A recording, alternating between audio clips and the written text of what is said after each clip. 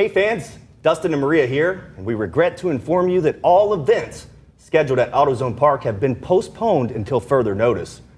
And unfortunately, that includes our birthday bash. We are disappointed, but we realize that this is for the health and safety of everyone, and it will further stop the spread of COVID-19. We're gonna body slam COVID-19, and don't worry, our birthday bash isn't canceled, and we look forward to celebrating with you at a later date. Stay tuned for updates in the coming weeks.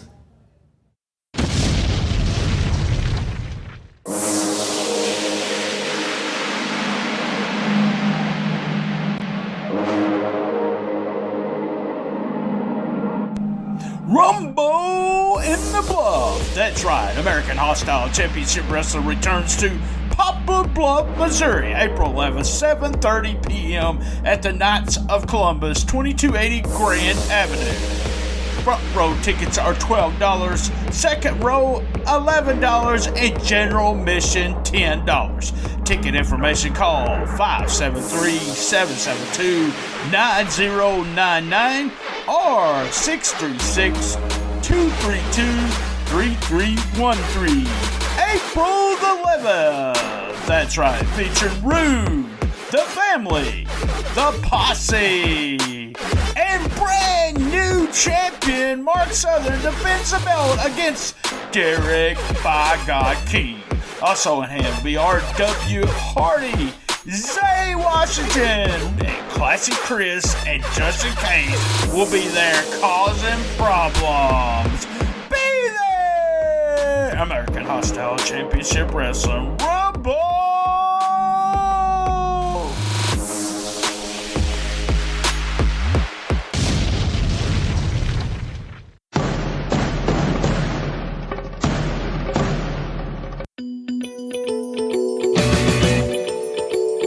Hey, Divine Lance Levine here. You may remember me from such award-winning shows as Chokehold the Podcast, Cool Kids Countdown, many, many more. It's spring. You know what that means. Can only mean one thing.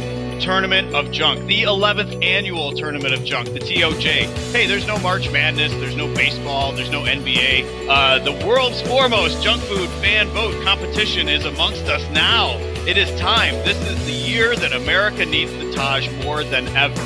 So what is the Taj? You've never heard of this. What is this? Every night from March 17th till April 6th, matchups are revealed. And it is just like the NCAA brackets.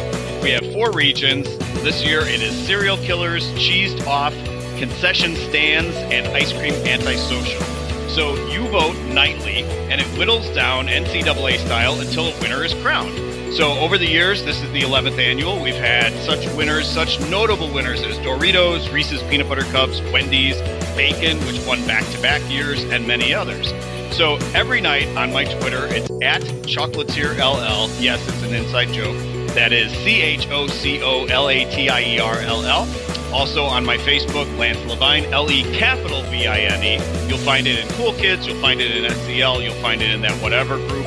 Unless they're doing a Ronnie Garvin retrospective watch-along or something, you can vote there.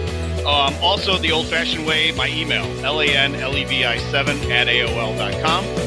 You can vote nightly, and again, it runs for about 3 weeks, and a winner is crowned on April 7th. And don't forget, there is a grand prize. Every year, somebody wins a $50 TOJ Junk Food Care Package and a specially designed t-shirt from our sponsor, KT Does Art, commemorating that this is the 11th annual Shindig. So $50 worth of junk food in your pockets, and somebody will be drawn at random based on how many votes you get in. So the more votes you get in on a daily basis, the more ping pong balls you get, and somebody is drawn at random to win the prize. So do your civic duty, vote today in the TOJ, and let's make this one the biggest one ever, and say it with me, celebrate Munch Madness.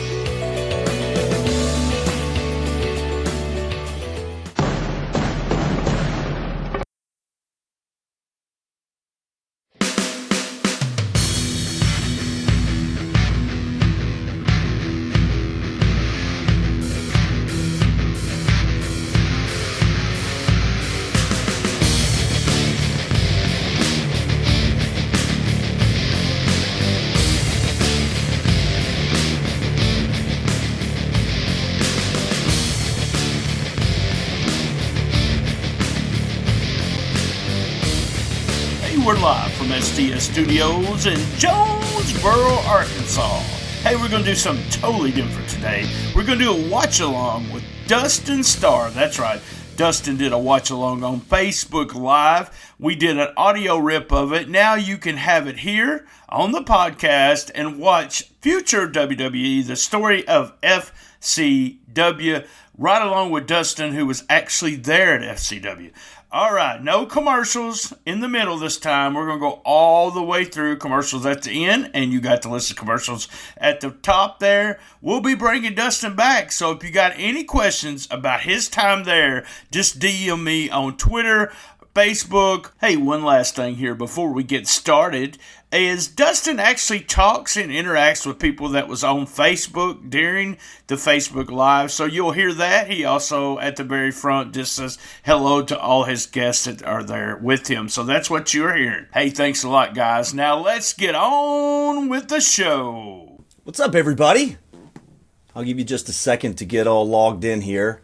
We're going to be watching a future WWE, the FCW story. Check this out real quick.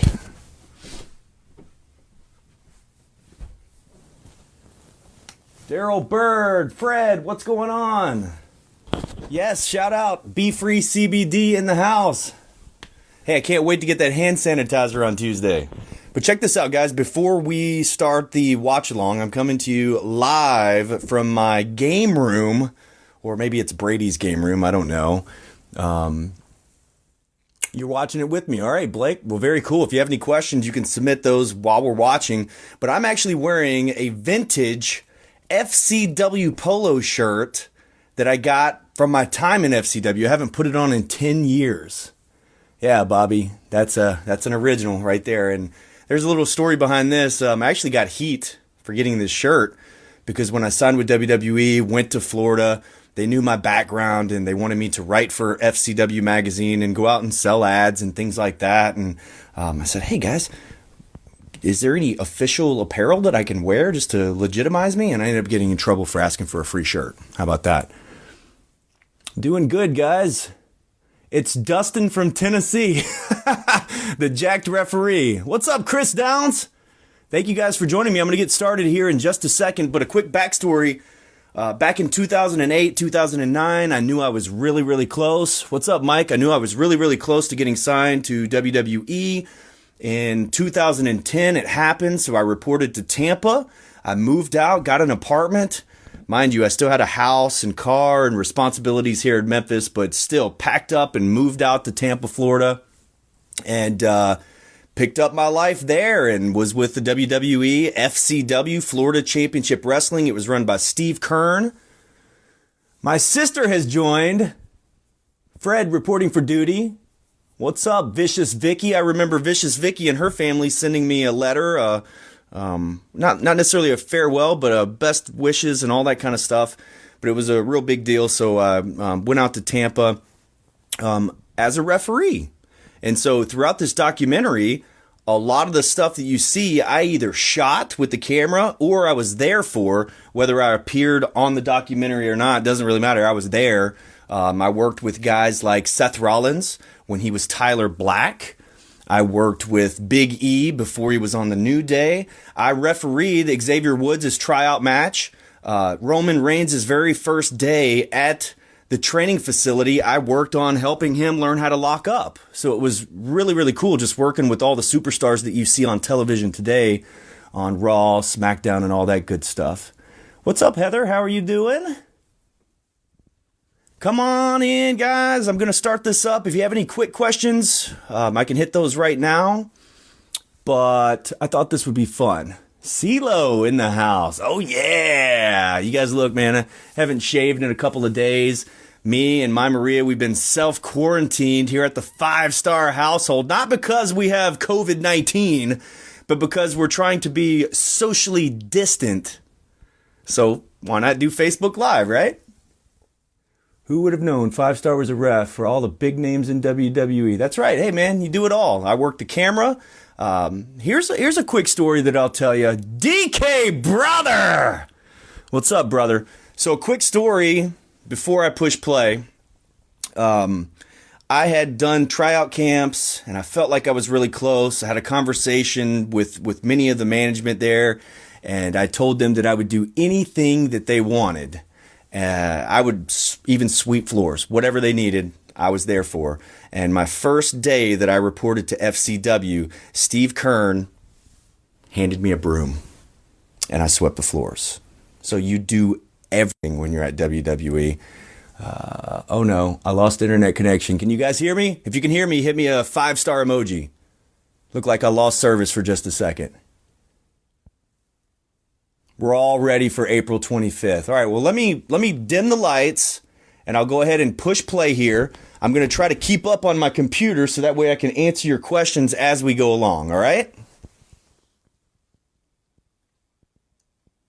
Dreadhead Kev, Mike Holland, Wanda, 5-star. You guys coming back to the Isle of Capri? Man, I'd love to come back to the Isle of Capri. Brother! All right, let me get this thing started, guys. I may or may not have a couple of White Claws with me as well. Just saying. Don't judge me.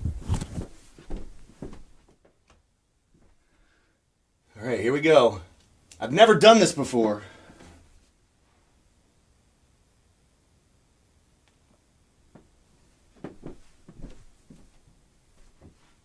Man, look at that. All these guys are so young.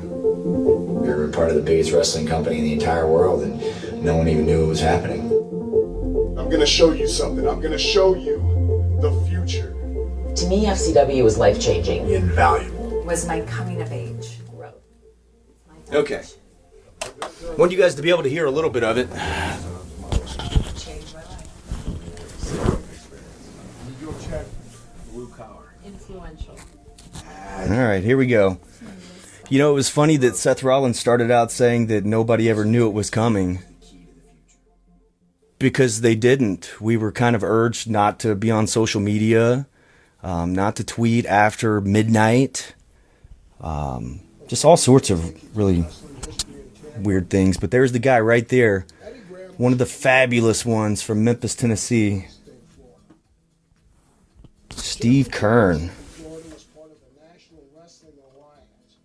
Florida was really fortunate where we had all the top talent coming in from every territory and country. I think my computer is lagging a little bit.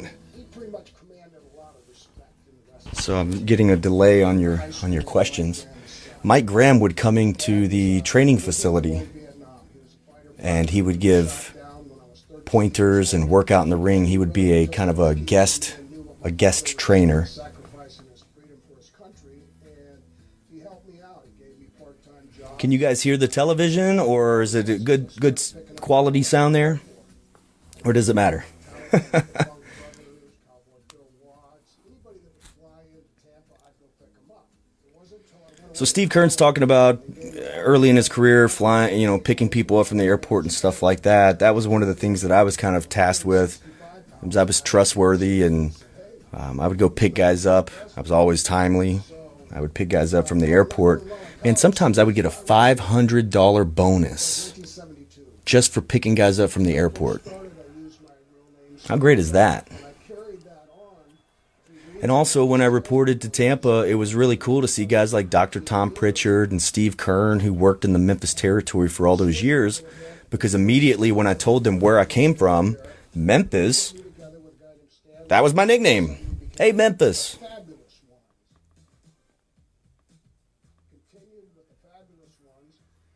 I've actually seen this documentary one time before. I didn't take any kind of notes or anything. Just wanted to go off of memory. I could not believe that Steve Kern, one of the fabulous ones, turned into Skinner. A tobacco chewing, spit cup holding, alligator hunter, but that's who he really was.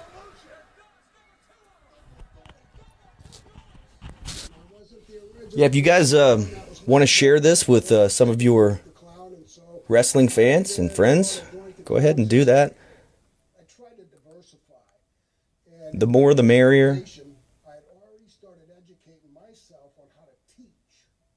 So Steve Kearns talking about teaching here, and I remember him working out in the ring with Titus O'Neil. They had big plans for Titus, and Steve would yell and walk around the ring with Titus O'Neil and kind of say, "What are you doing? Get on him. Do this, do that." And it was just a good way to get Titus ready for television because of his size. I mean, the dude's a University of Florida Hall of Fame football player. John Laurinaitis is the guy that actually signed me. Him and Ty Bailey. And I worked in OVW here with Derek King, if he's still on here. Me and Derek were the Suicide Blondes on a television taping out for Jim Cornette in OVW.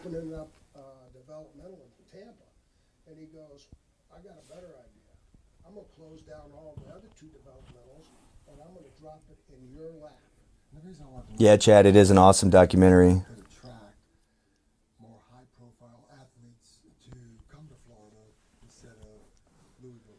So I remember it was 2010 Royal Rumble. I was booked for Rumble, Raw, and SmackDown.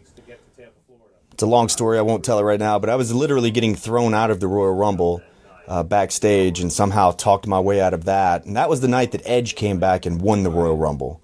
And so I came back on Monday for Raw, and then I came back Tuesday for SmackDown, and that's when they thought that they were going to sign me, and they told me that they were going to sign me at that point. Of course, we had certain members who didn't want to leave. They were loyal to Danny Davis or Al Snow and everybody we worked with at OVW. But business. Let's see. We didn't own FCW. We didn't own OVW. We didn't own HW. So FCW was a very, very small, independently run wrestling organization. It did not feel like it was WWE developmental at all. So I did a contract between Steve Kearns and the WWE. Actually, I think I'm going to have to do this a little bit differently so I can see your questions.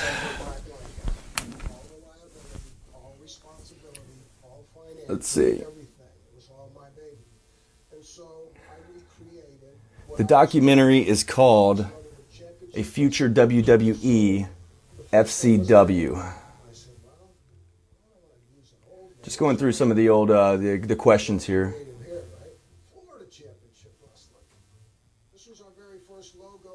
Oh my gosh, Raven just mentioned the green iguana.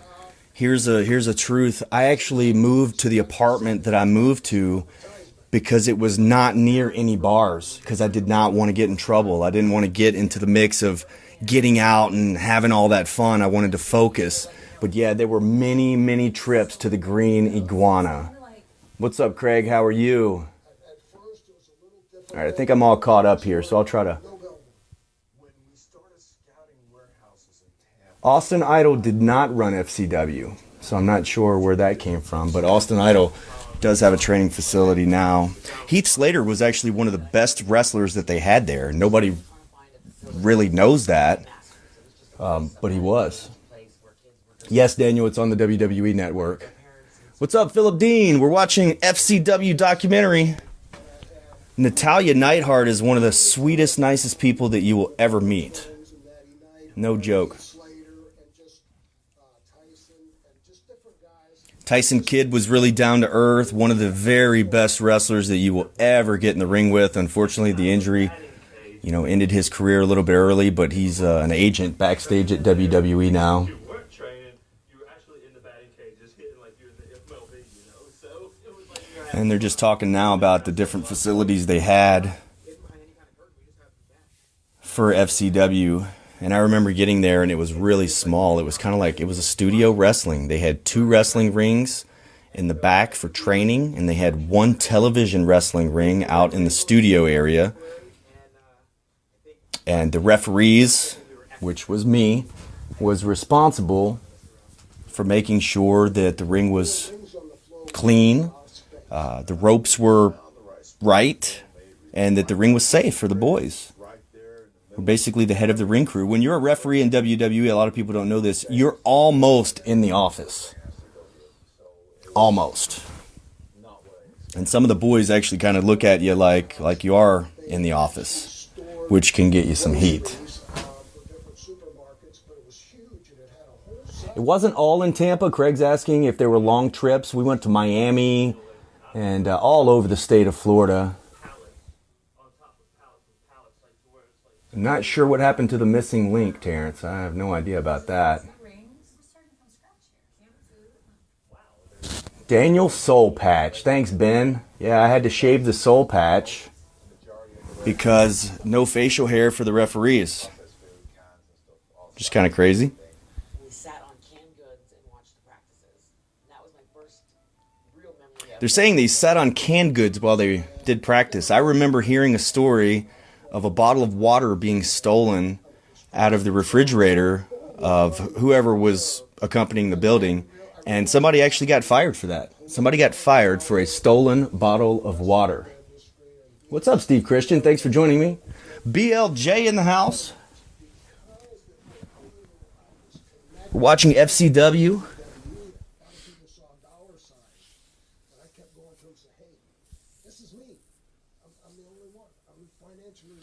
So Steve Kern, once I arrived there, like I told you earlier, I was writing. Oh man, I remember that. Oh my gosh. Sheamus being there. Sheamus was a really good help for me. Gave me some really good advice right before I got signed. And I remember that Sheamus, this is a story that came before me, Sheamus had his championship stolen, his FCW championship stolen and hidden. And they held a meeting and asked who did it. We know who did it. We have security footage, so we need you guys to step up and say it. So they really didn't like Sheamus, some of the boys, and I think it was probably professional jealousy. Look at The Rock and Dr. Tom, man. Dr. Tom is the very best wrestling trainer there is. No ifs, ands, or buts.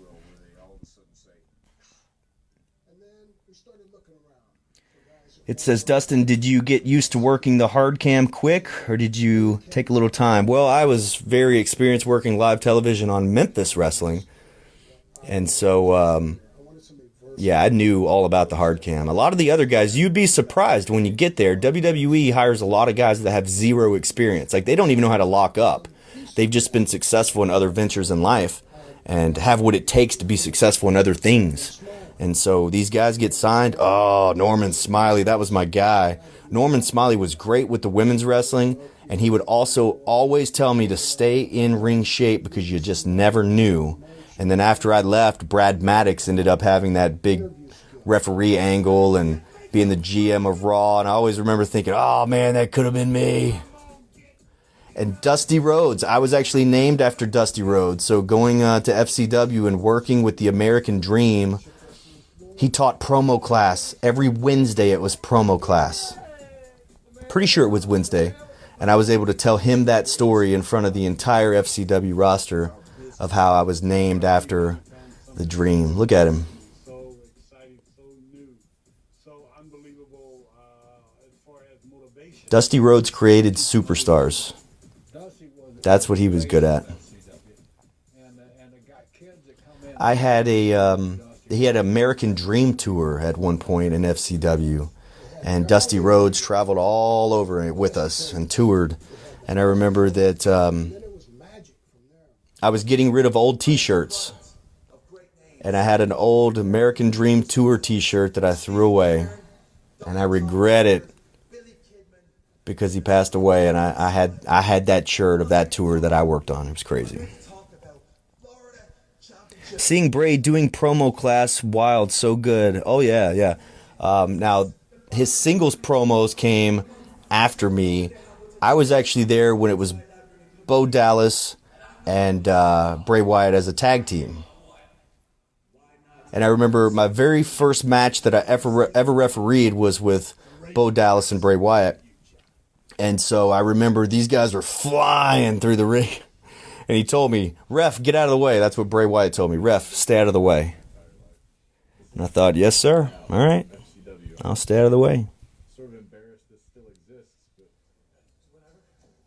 Dusty Rhodes was awesome. He told me I was one hell of a referee. Awesome, Dwayne. It's always good to get good compliments from the stars, man, especially the legends you grew up watching. This must have been after me because Corey Graves was not there. But guys like Low Key, Low Key was there. Oh, he was a legit tough guy too.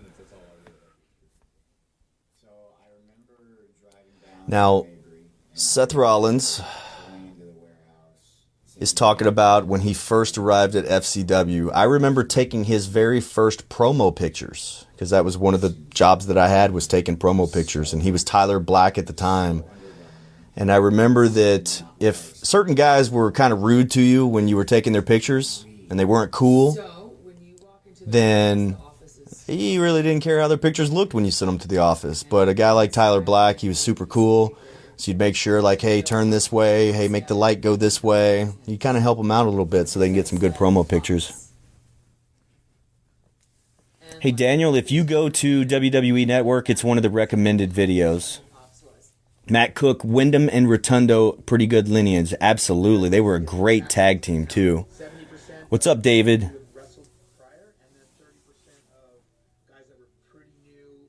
Alex Riley at the time was the FCW champion.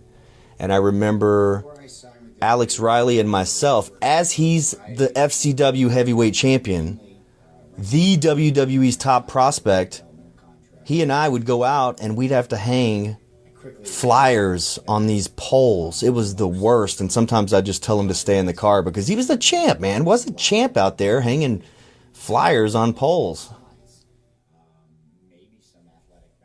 It just showed. It didn't matter where you were on the card. That was the typical audience right there. I remember Mark, this referee right here, I believe that was him. He started a fight with me the very first day. It was in Miami, and I remember Titus O'Neil telling him that he needed to chill out before he got whooped. I got in trouble the first day on the job. Somebody picking a fight with me. And then just one day they're like, hey, it's over. Jack was drafted to ECW. I stayed on SmackDown. When I stopped getting traveling, I wasn't on TV for 2 years. Kurt Hawkins was there. That was after he did the Edgehead thing. I remember all of this right here. Matt Martlero is in the background. He was actually Triple H's right-hand man for quite a while after this. Rob Zapata right there, the referee. Oh, man, he's a character. I remember Drew McIntyre beating up Eric Wayne, and I loved it. It was during one of our tryouts. He literally just beat Eric Wayne up. And anybody that knows Eric Wayne knows that he deserved it. It was great. He's mentioning wrestling Zack Ryder. I wrestled Zack Ryder on ECW just before I got signed.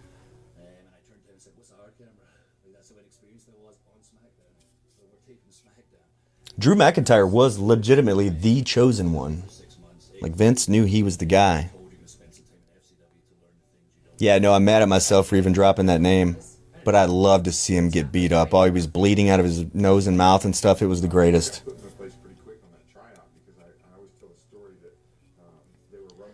They're talking tryouts right now, and you talk about nerve-wracking.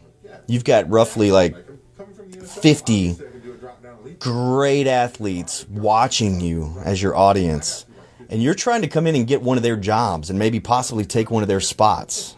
Lots and lots of pressure. That's it. I remember there being 2 rings, so I think they included the 3 rings. I'm seeing if I'm in that. Maybe it was 3 rings.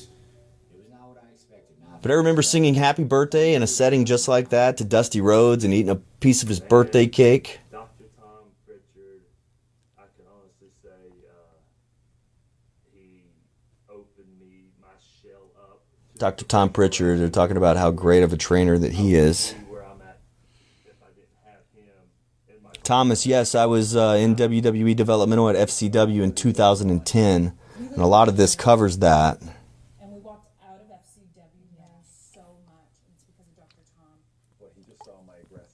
I used to get in trouble a lot and get sent to the principal's office, so to speak, and Dr. Tom would have to talk with me. I mean, everything from my hair to the way I dressed, it was just, oh man, it was wild, man. At one point, I started combing my hair to the side just so I could not stand out. I would try to wear longer sleeves because they hated that I had muscles and I was a referee. I don't understand it, but I did the best I could there. Yes, Matt, we do need to. You've been putting me off, brother. Yes, Dr. Tom is a real doctor. He's the doctor of desire. Now check this out. Dr. Tom is writing here.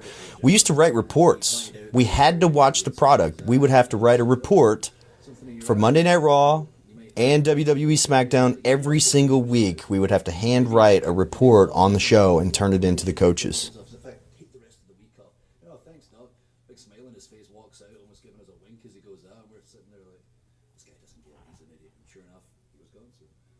Talking about guys getting let go. I mean, you'd see guys come in for tryouts. You knew they didn't stand a chance. One of the best tryouts I ever saw, though, was Jason Jordan. The guy reminded me of Kurt Angle right away. He could move in the ring. He was incredible. And it never felt phony. He was one of the boys forever. You know, he grew up in this business. He loved it with all of his heart, and so he was a guy that understood what we were going through. Man, Seth Rollins sure has come a long way from those FCW days. It was like a report on what happened, what you liked, what you didn't like. That's what you'd have to write every single week for Monday Night Raw and SmackDown, just to make sure that you were watching the product. There you go. Ziggler. He's talking about what you do at the training. So you'd first start out with stretching. I remember during my tryout, we were stretching in the ring, and Steve Kern walked in, and there's probably 100 guys there across those 3 rings. Steve Kern walks in and says, "Is there a Dustin Starr in the building?" Everybody looks around. I raise my hand. "Jerry Lawler's on the phone for you." Everybody looked at me. You talk about instant heat. I jumped out of the ring, got on the phone with King, and all he wanted was some tickets to a sporting event. I told him what I was doing. He's like, "Oh, sorry. How's it going?"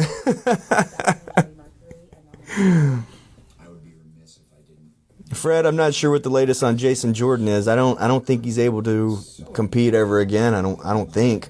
I saw him at WrestleMania a couple of years ago and snapped up with him. It was good to catch up. Thanks to my buddy Raven, if he's still on here. Super cool. Norman Smiley is probably the best technical wrestler that I've ever seen or met in my entire life. Very, very underrated. Great trainer. Craig says, "You and Steve talk Memphis Wrestling." Yeah, me and Steve talk Memphis Wrestling. Me and Dr. Tom talked a lot of Memphis Wrestling, too. There was always kind of an underhanded jab about Memphis Wrestling due to the payoffs. So apparently Jerry Jarrett and Jerry Lawler didn't pay very well back then. And so I kind of took it out on me a little bit. Joey Palmer. What's up, Joey?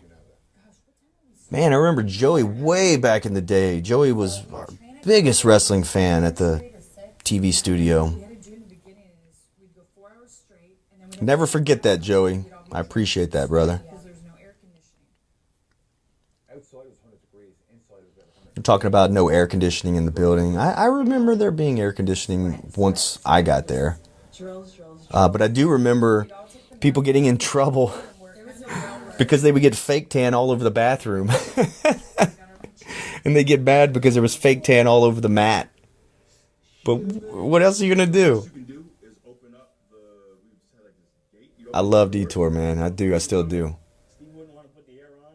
Great guy, Big E. I saw Big E take some guys down, too. He was legit the strongest man in the state of Florida. Legit. Sometimes he would just disappear on the weekends. I'd say, "Hey, where's Big E?" Because he wasn't on the card. And he was out doing a powerlifting contest so he could keep his status as the strongest man in the state of Florida. Do I think the Bellas had talent? Absolutely. Are you kidding me? Bellas are great. I mean, look at them now. They got their own show. They had their own show, Total Divas, and then they had their own show, Total Bellas. They're Hall of Famers. How would they not have talent?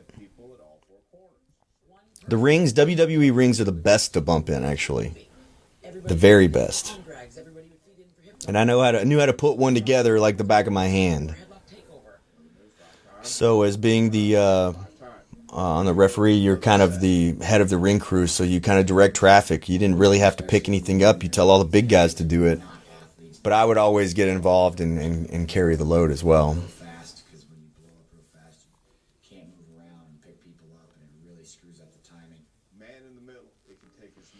Oh, they're talking about man in the middle. So you got a man in the middle, and then people are feeding from you at all sides. I hated that drill. Steve asks, what makes them the best to bump in? Well, I mean, if you get in one independent wrestling ring around the area here, and then you get in a WWE ring, you can tell the difference big time. It's like the difference in sleeping on a piece of plywood and sleeping on a Serta mattress. Not that it's like easy and soft, but the rings are really put together very, very well. Makes a big difference when bumping. Bobby says, did I ever wrestle a match in FCW? I did not wrestle a match in actual FCW, but in training and such, when I first got there, Dr. Tom knew my background in wrestling and knew that I was a good worker. And so he would get me in there, and I'd get to roll around and bump and do all the drills. But the boys would be like, why is the referee in here bumping? And so quickly after that, they had to shut me down. They told me I couldn't take any more bumps. They didn't want me to get hurt or somebody else to get hurt. It was kind of one of those things. They hired a wrestler. They hired an entertainer to be a referee. And it felt like holding me back, you know. They knew that. I knew that.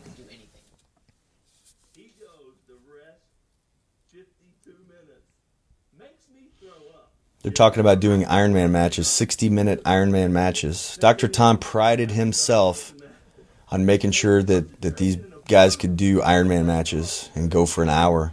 And he's talking about Dr. Tom going an hour after breaking his ankle in the first couple of minutes. Hey, Bree. Happy early birthday. Alan says, and padding underneath the canvas. Yeah, oh my gosh. Now, the padding is only about 1.5 inches or so. So you imagine, you know, a 300-pound guy or myself, 215-pound guy, bumping on something with 1 inch of padding, and everything else is, you know, boards and wood and steel. It hurts. It's not a cushion. The rings are so difficult to put together. I helped put the FTW ring together. What a workout. You're absolutely right. There's so many pieces that you have to put together, and if it's not done right, then it's unsafe. Did you feel doomed when they made you a referee? Actually, I think I had a lot more pushback from the boys. They were kind of like, wow. Because at the time, I felt like I was the very best here in the Mid-South, and I'm not saying that cocky, but I felt like that I had peaked. And so I knew the boys were going to be like, what? Oh my gosh, if Dustin Starr is a referee, then what does that mean for me? But really, if you have an opportunity with WWE, whether it's backstage, in front of the camera, behind the camera, refereeing, wrestling, no matter what it is, you take that opportunity. And that's what I did. But I did not feel doomed. I felt underutilized, maybe. Did you have any televised FCW matches as a referee? Yes, I did. I had quite a few. I refereed matches that involved Sheamus, Tyler Rex, Seth Rollins. There's a picture of me holding a pink Divas Championship. I refereed a lot of those matches. And back then, I'll tell you a little scoop here. Back then, nobody wanted to referee the women's matches. And I didn't understand it, but it was like a punishment that you refereed a women's match back then. And one of the things they told me is because they don't listen. They don't listen to time cues.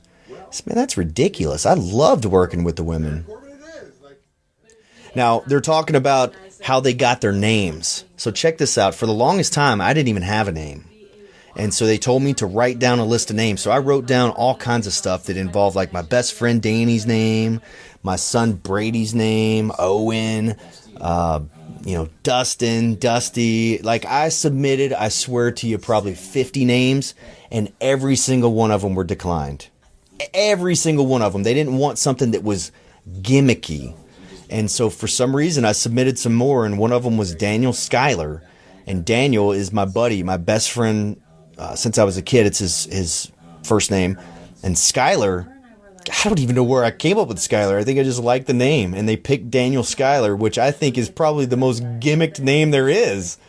And I remember updating my Twitter name to Daniel Schuyler, and everybody was like, what?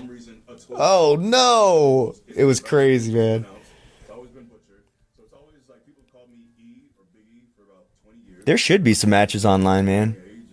Terrence, I'm not sure.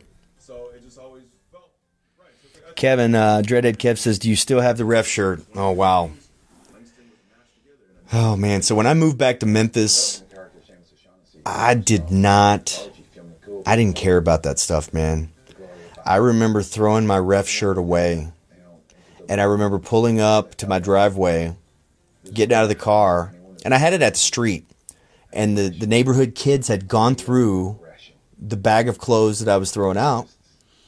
And they were running around the neighborhood wearing my ref shirt. I can't make this up. This is legit. And they were wearing the ref shirt. So yeah, I threw it away.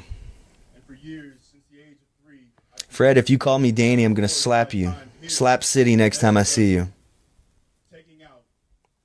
Look at Big E up there.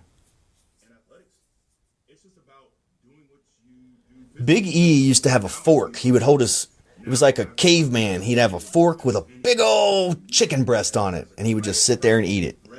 No dip, no condiment, no veggies. He would just eat it. It reminded me of like the Flintstones, the way he would eat. First match I ever reffed was a women's match. April will be a year since I got in the business. That's awesome, Alan. I feel very fortunate. Don't call me Danny. There's Daniel Bryan. So Daniel Bryan was getting called up. He was getting that big opportunity when I was coming in. I think they had a penis cake. Yep, you heard me right. They had a penis cake to bid him farewell. I remember having a conversation with him about Memphis, and then later when the whole Nexus thing went down and when he was choking Justin Roberts with the tie and he got fired, nobody, not even the coaches, knew if it was real or not. Nobody knew the status of Daniel Bryan. It was crazy. Steven says, who do you think was the best on the mic when you were there? Oh, man. You know, I'm not sure. There was a lot of good ones. Ran into Big E at Love's on Lamar.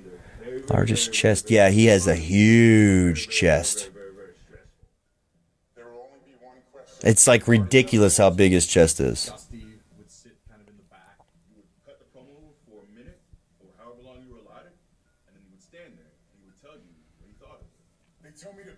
Five-star Danny Boy. Don't start that. Do you still have the lifeguard Scooby-Doo from back in the day? Oh, Joey. Man, if I do, it's packed away somewhere. There's Roman. He was Roman Leaki. And then I believe he just went by Leaki for a while. But he was a football player that was obviously in a very big family that had a rich history in wrestling. So when he came in, I remember working out with Roman Reigns, man. Locking up with him. That's one of the reasons I'm a big Roman Reigns fan. Is I met him and worked with him, and I mean, look where he's come. He's the man. Yeah, Daniel Bryan was the American Dragon in Memphis. Yeah, I'm still thinking of the best promo back then. There's Oksana, who thought Bret Hart's name was Bread Hard. Like hard bread? Yeah. Man, Shane. Big Shane. I loved Big Shane there. That was Tugboat's son.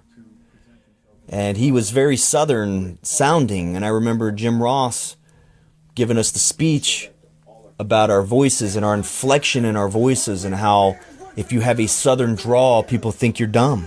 He literally told us that in promo class. Would I do the lifeguard gimmick one more time? What's the payoff, Dreadhead? If the money's right. My finisher was probably always the pile driver. Now, this scene right here with the ropes off of the ring and stuff, I never saw that when promo class. We always had the ropes and all that good stuff. But see where the camera is, that guy that's shooting that shot right there, I a lot of times ran those cameras and would do the zoom ins and record those.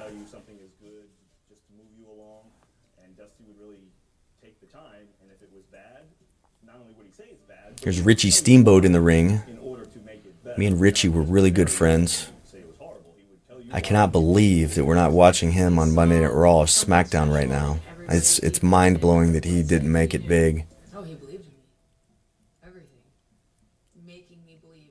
They're talking about Dusty Rhodes making people believe. I remember Dusty Rhodes coming out of the sound booth and walking out and telling them, stop, baby, do it again. do it again and do it like you mean it. And I remember him working with Johnny Curtis a whole lot. Johnny Curtis was he was in developmental for like 6 years. Probably the longest stint of any developmental talent without being called up. And he went through so many gimmicks trying to make it. He was so good, but for some reason he just couldn't get called up. Sue Young was there at the time, Thomas. Yes, so I remember Sue Young coming in, and me and her were really good friends at the time. Just to be clear, we never dated or anything like that, but me and Sue Young were really good friends, hung out a lot just because of that Memphis connection and that Memphis tie. Heard at one point Daniel Bryan worked in Crenshaw, Mississippi. Yeah, man, Daniel Bryan worked all over. He worked in car lots. He wrestled in car lots in Memphis.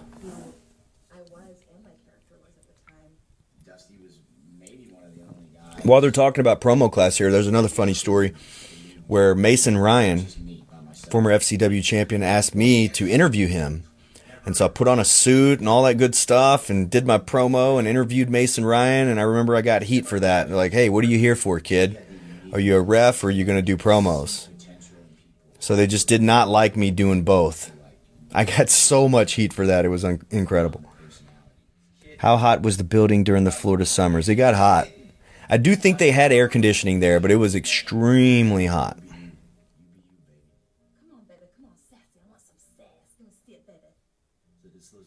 Matt, unfortunately, I'll be in Crenshaw tomorrow.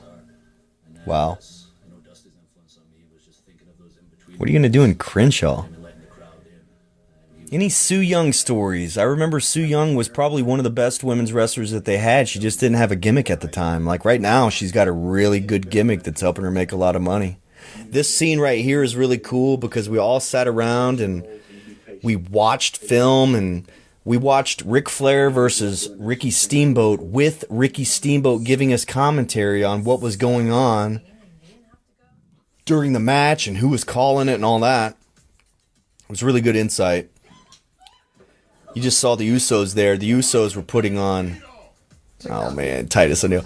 The Usos were putting on 5-star classic tag team matches way back before anybody knew who they were. Any funny ribs? I don't know about a rib, but there is a... it's funny, not funny, where one guy had a little too much to drink. I won't say any names. He passed out on the sidewalk at the club. And the boys being the boys, they didn't really help him. By noon, by training the next day, Stamford, Connecticut had pictures of it. Almost got him fired. I remember Leo Kruger from South Africa. On my first day, one of my first days in Tampa, I went apartment hunting with Justin Gabriel, who was the FCW champion, I believe, at the time. Mason Ryan, and Leo Kruger. It was pretty cool. Byron Saxton is really good in the ring, too. Such a nice guy. Actually, you know what? Back to that question, I think Byron Saxton was the best promo in FCW while I was there. Are those heat lights over the ring? Those are spotlights. But they were like heat lights. They were hot. So Heath Slater was kind of like HBK, man. I know you guys are going to think I'm crazy, but he worked like HBK. You know what? Alex Riley was probably one of the best promo guys there, too. That was on his rise. I think he got heat with John Cena is the reason that he's not there now. And I don't know the story behind it. If you know it or if you heard it, put it here in the live chat.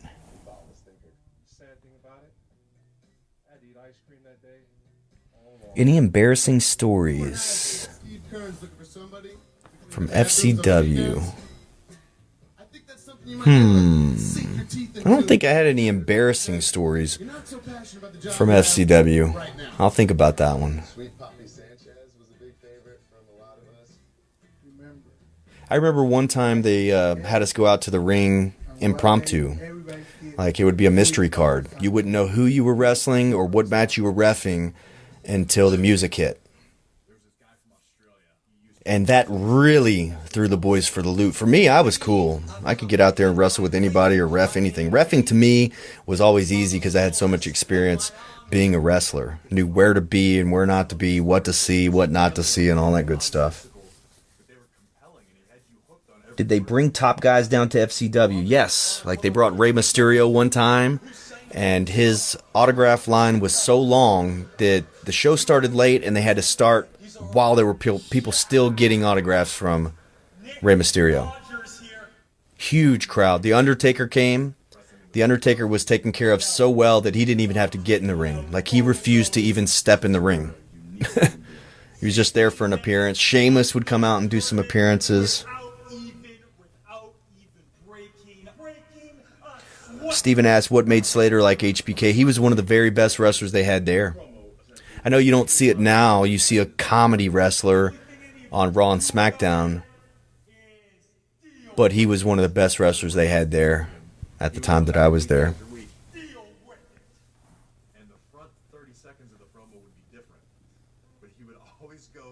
Yeah, Fred says the thing is, if you really followed the pro wrestling scene at the time, you'll know half the FCW roster was. Yeah, you're right. Especially Tyler Black, when he came in, immediately he was in the mix. Also, Low Key was there. He was fantastic. You had the DiBiase, Brett DiBiase was there at the time. He was fantastic. Richie Steamboat, a lot of the guys you did know. And they didn't highly publicize on social media or anything like that. Like, this was like secret. They tell the story here in the documentary that they didn't want these guys overexposed, but now they're a brand as NXT. It was so different back in the day. Craig says wrestlers having dads in the business in FCW worked hard like everybody else. Yes, absolutely. There was more expected from them from Dusty Rhodes than anybody else just because of their lineage. So there were no days off for those guys. Absolutely not. Slater is absolutely underrated. So I didn't see this incarnation of Bray Wyatt at the time. This came after me.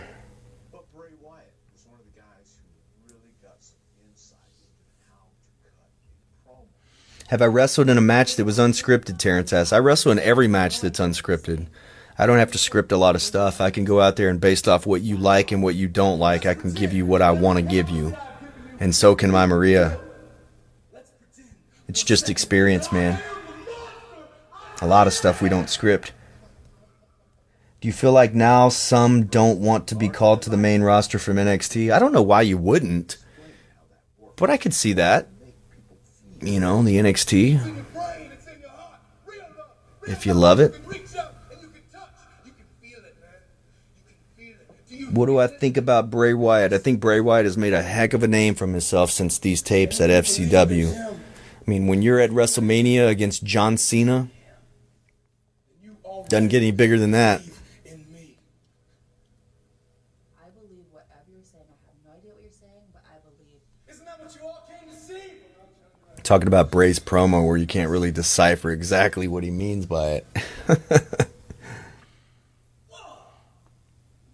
My best in-ring promo, Chris is asking. I had a pretty solid promo during my tryout. I was ready for that, man. I got nice compliments from the American Dream as well. Perception when the twins first got there was that they hadn't paid their dues. And Bree and I came fresh, brand new, no wrestling experience. Immediately everyone's like, oh, the models. You should have seen the locker rooms back then. You saw that small locker room? That's what those locker rooms were. They were little bathrooms. Pretty girls just get hired and they're going to get handed everything, and rumors were swirling that the twins... Not a lot of room at the FCW training facility, that's for sure. We were like so rich. You know, like, who are these girls? They know nothing about wrestling. I remember there'd be some days like, what did I get myself into? Yeah, there were a lot of, they're saying, what did I get myself into once I started training to wrestle? A lot of people thought that, especially the girls. They were, hey man, they were just as physical as the guys. Look here. They took their bumps, they took their bruises. There's a time in every professional wrestler's career where you think, man, do I really want to do this? And I think mine was when I got, look, there's Scott Starr, my cousin. My cousin Scott Starr was signed before me, and he was signed as a referee as well. How crazy is that? I might still have my tryout video, Fred. I'll look for it. I might still have it. They sent it to me. And looking back on it, it will definitely be cringy. I can promise you that. Chad asked what was my favorite memory while in FCW. Wow, my favorite memory. Let me think on that one. Thomas asked why they didn't use Steve Keirn over at NXT when they opened it. I'm not sure, man. I have no idea. I don't know what Steve Keirn's doing today. I'd love to talk to him, though. I think the biggest surprise for me was the girls that came out of FCW. When I first got there, they were still doing like. They're talking about women's wrestling here and how they were still doing bikini contests and such. And I remember AJ Lee hated that stuff. They all felt it was really degrading, but they didn't really have a voice to say anything. They would just do it. Serena Deeb is fantastic. She was there. She was awesome. If you guys remember her, CM Punk shaved her head. Man, that arena right there. It's great. Dreadhead Kev says that he didn't want to move. That's probably true. He probably just didn't want to move. I think they say it in this documentary, actually, now that I think about it. But yeah, they would make the women do the bikini contests and all that kind of stuff, and they hated it.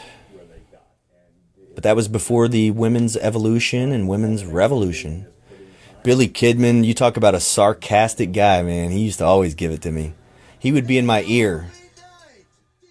I remember this happening. I was there for this when Naomi won the championship.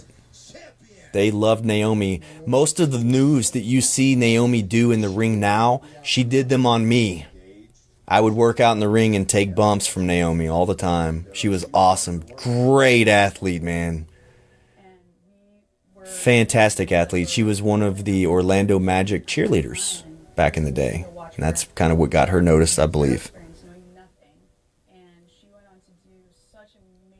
Have I seen a masked wrestler unmasked backstage? Yeah, they better take that mask off backstage. It's kind of frowned upon, really. Unico and Epico used to wear masks, which was Cologne. Forget his first name. What was the biggest arena FCW did shows in? No, they were all pretty small. They were mostly like National Guard armories, but we did a Dade County Fair one time out in Miami, and it drew a big crowd. Had Big Show and MVP there. But most of the FCW shows were very, very small, like independent wrestling that you would see around Memphis now. Who gave you the best advice other than the main teachers? Sheamus gave me some excellent advice. Edge was a big fan of mine as far as saying they're definitely going to sign you, don't worry. He was pulling for me.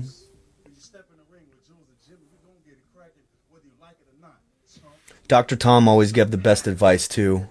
He really did. Even Norman Smiley, man, he was great. Told me to stay in shape. Would you stop wrestling to be a full-time WWE referee? Yeah, I would stop wrestling to do that. I don't know if I would stop hosting and owning my own television show, but I don't think I have that many more matches left in me, guys. Honestly, been wrestling a really long time. I'm transitioning to more of a speaking role. Man, I remember this, Leaki. He was the man.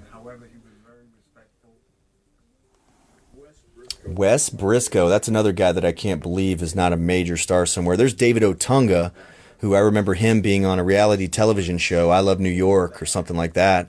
But me and David Otunga would work out in the ring, and I'd give him pointers and stuff, and that would kind of rub people the wrong way. But I had been wrestling so long, I remember thinking I could work circles around these guys because they're all newcomers, they're all green, but they were all much bigger and taller, and I fit that WWE mold a little bit better. There's my guy, Richie Steamboat. Me and him traveled a lot up and down the roads together. I can't believe he's not a big star now. And the ladies loved Richie Steamboat too.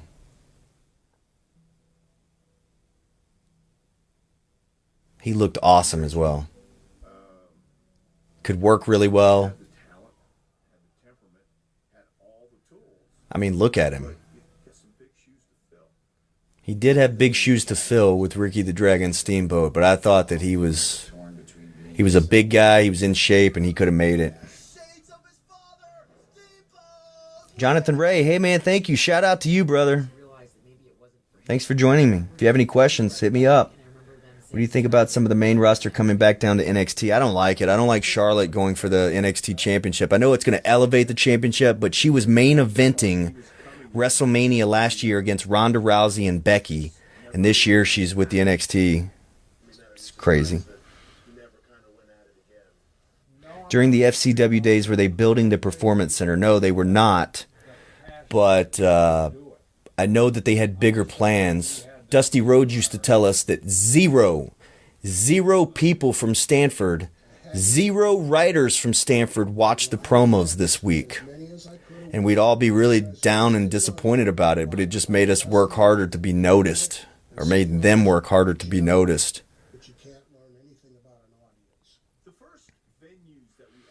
Camera shots, all that kind of stuff. I remember WWE, Vince McMahon saying that WWE and the internet television was the wave of the future. It was all before the WWE network, but you heard about it. You heard that it was coming, it's coming, it's coming. And then it finally came. Richie Steamboat was kind of hurt on and off, yeah. But I don't think that's why he stopped wrestling. Steven asked, why do you think they're pulling stars down to NXT? Well, it's for ratings. They're trying to beat AEW. Trying to get over the hump. And the WWE stars get, 3 million viewers on Raw and SmackDown, or 2.5 million viewers on Raw and SmackDown. I think I was at this event, too. You might see me ringside somewhere. But they're trying to beat AEW.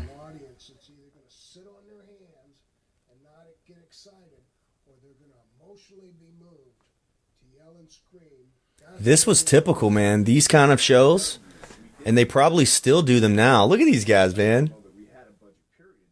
Dr. Tom and Norman Smiley. I remember stuff like this. It was funny. There's Steve Kerr running the camera.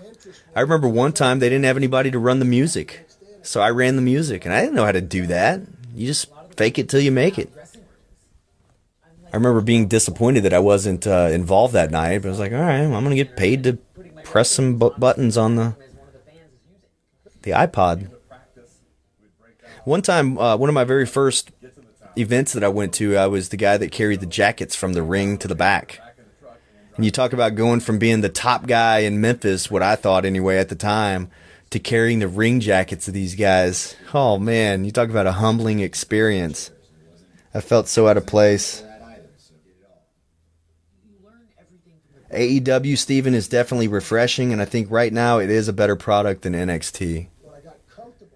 So all those railings around the ring, all those banners of the guys hanging up back there. I was at this event right here. I think I was at that event. Anyways, we had to set all that stuff up. So when we got there early, you had to set all that stuff up. All the boys did, right? I don't care if you're Sheamus, Alex Riley, Titus O'Neil. I don't care who you are. You set all that stuff up and then wrestle and have a match, have your event, and then afterwards you have to tear it all down and you have to put it all back in the trailer the way it goes and the way it belongs. Looks like My Maria just joined the live stream. You should come in here. She's in the bed. She didn't want to come in here and talk to you guys with me. I'm trying to bury her right now. Joey says, man, I remember back in the day when Alan Steele used to rip up signs I'd make for you, and Kevin White. Yeah, what a heel. That was great. Alan Steele is one of my favorite opponents. And Maria says, no, she's not coming in here. Well, babe, if you want to put some questions in there, don't worry. I've already told the green iguana stories about how the ladies loved 5-star. Oh, yeah. Just kidding. But actually, I did get some heat. Because the boys, I don't even know if I should talk about that. Mason Ryan would, oh my gosh, anyways. It would just be heat. If anybody liked you, especially if you were a referee, it was just heat. It was heat with the boys. I remember hanging out with the boys at the Iguana. Oh, wait. They're talking about the street team. I hated the street team. It was illegal. We would literally have cops come to us and tell us that we had to stop hanging these posters on the wall, on the poles. And Baron Corbin, for the first time ever, I'm a big fan of his because he's talking about it. It was illegal, but they made us keep doing it. It was so funny. You couldn't throw the flyers away. You'd get caught. I didn't pay any fines. I just, you know, I grew up here. I have great friends, and some of them are great attorneys. Chad, I understand what you're saying. Unfortunately, with that, they're killing the talent, trying to come up. They're not killing the talent, man. They're trying to teach the talent. A lot of the talent don't know what to say, so that's why they script it. Yes, here we go. Baron Corbin said if he could punch Alfred in the face, then he would. First of all, I'm mad that Alfred is getting any exposure on this, first and foremost. But second of all, I would too. I would also punch Alfred in the face. Alfred was the guy that did marketing and the books and the street team, and he picked me for the street team every single weekend, and I hated him for it. Actually, a couple years after I left Developmental, he called me to try to book me in Florida to do some ring announcing for his MMA company, and I told him he could shove it. If there's one guy that I will always have animosity towards, it's Alfred. And you guys will never know who he is. You never should know who he is. He was terrible, and he was Steve Kern's right-hand man. I did photo shoots similar to this in my wrestling gear, even though I didn't wrestle for WWE at that time. I was just refereeing, and I got heat for it. And it was because Alfred made me do it. Alfred almost got me fired. Oh, I don't even want to talk about him anymore. I want to go to Tampa just to punch him in the face. Maria's in here in the live chat just chumming it up with everybody. Bruno who, Steve?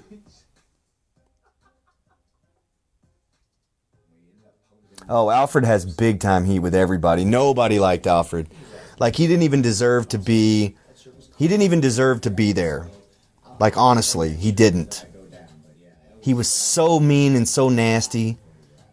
He would get you to do something and then he'd tell on you for it. I don't even want to talk about Alfred anymore. I just wanted to bury him. He was a jerk. He did really cool like magazines and stuff like that for the boys, and the posters always looked really cool and all that. And I think he booked the towns.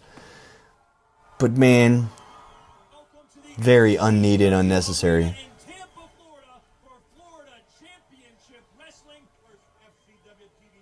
Florida Championship Wrestling, man. It wasn't Alfred Summerall, no. It was another Alfred that needs to go to Slap City. Although Alfred Summerall probably needs to go there as well. PK Ripper, what's up, brother? Downtown Bruno is actually Vince McMahon's personal concierge. So we didn't see him in developmental. He actually helped me get my foot in the door. And in this part of the documentary, they're talking about how the guys were just locally broadcast and they didn't put anything out for the masses or anything like that. I remember filming all this stuff and being a part of all this stuff. Wade Barrett there, who is now the broadcaster for NWA Power, he was always great on the microphone. Fantastic. Dusty Rhodes here is saying, I want to see your face. That's the number one thing. So any of the boys or any aspiring wrestlers that are watching this right now, they want to see your face. Keep your head up and towards that camera right there so they can get your moneymaker on television. First and foremost. Probably should go try to direct down at FCW first. Yeah, Maria's making the room right now. Get some, experience. Trina, they have not canceled WrestleMania yet, but I think that they will postpone it. I'm going to talk about that in the Championship Wrestling podcast presented by Be Free CBD tomorrow. I remember this scene, man. How are we going to get people in here? I mean, we're starting something brand new, and it's going to be here every Thursday night. I think It was like a locally owned mom and pop shop. Everything from the concessions to selling the tickets to... everything. Now, these ring crews, these camera crews would come in and have meetings with us about the money shot, you know, when you enter the ring and when you exit the ring and just how to work towards the camera and all that. So there was some really good, you know, education as far as those guys who didn't have experience with television or wrestling on television. They would have some pretty cool little sessions. Do like autograph signings near the concession stand, like before you would actually walk into the arena, and just watching him interact with the fans, like you felt. Yeah, I think a lot of people are going to Slap City after tonight, Fred. The podcast comes on Monday at noon. You can catch it on YouTube at CW30 Wrestling, or just Google Championship Wrestling Podcast, or go to championshipwrestlingmemphis.com and you'll see in the tab podcasts. We're 11 episodes in. I think that was Jake Hager, the first ever FCW champion. Got a quick glimpse of him. Of course, you can see him Wednesdays on AEW. Sunshine State. And I took that to heart and tried to use experience and input from people that, you know, were going to be viewers. And that was one of them. There's Drew McIntyre winning the title. Look at how young Drew McIntyre looked.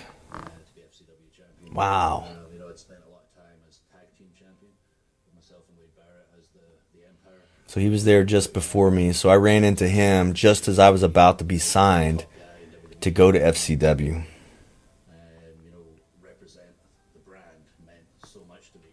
And everything Drew did. I still love Dr. Tom to this very day. Everything he did. Still keep in touch with him as well. First lockup, his first hold. As far as the physicality, it was all there. Drew was. So when you're in FCW or NXT, you're literally in the ring every single day. You bump every single day. Steven asks, who do I think the exalted one is? I think it's Matt Hardy. But they might throw a curveball because we all think it's Matt Hardy. So far, I've hated on Crenshaw and Walls, Mississippi because the whole state sucks. Oh, come on, man. Mississippi's great. Matt, don't be a heel. Well, wait. Hold on. You are a natural heel. My bad.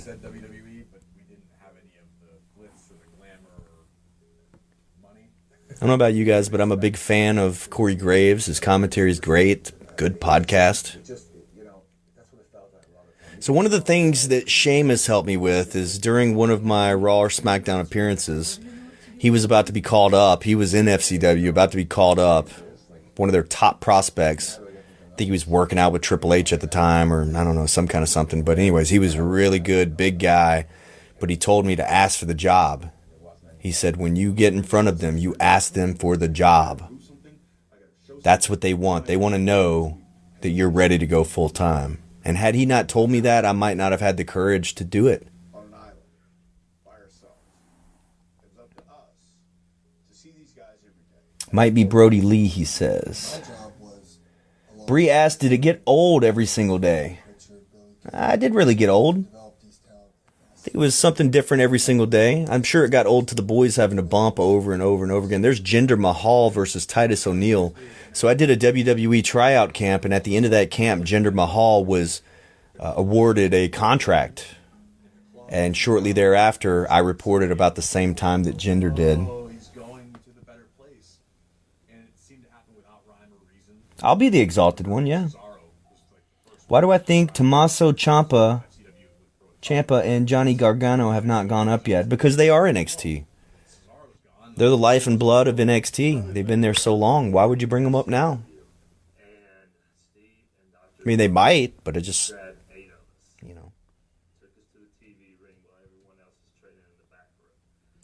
All right, so they're talking about announcing the first set of guys to win. They go on NXT.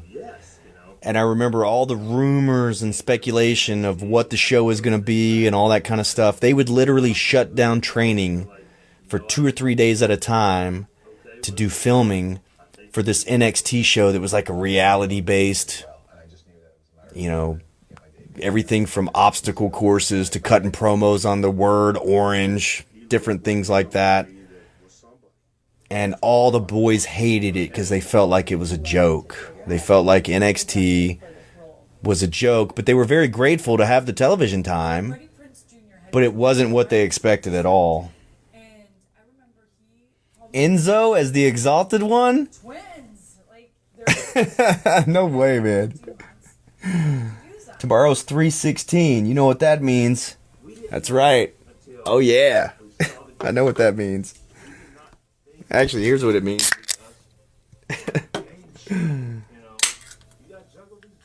How did the guys find out they were getting called up? They were told by one of the coaches.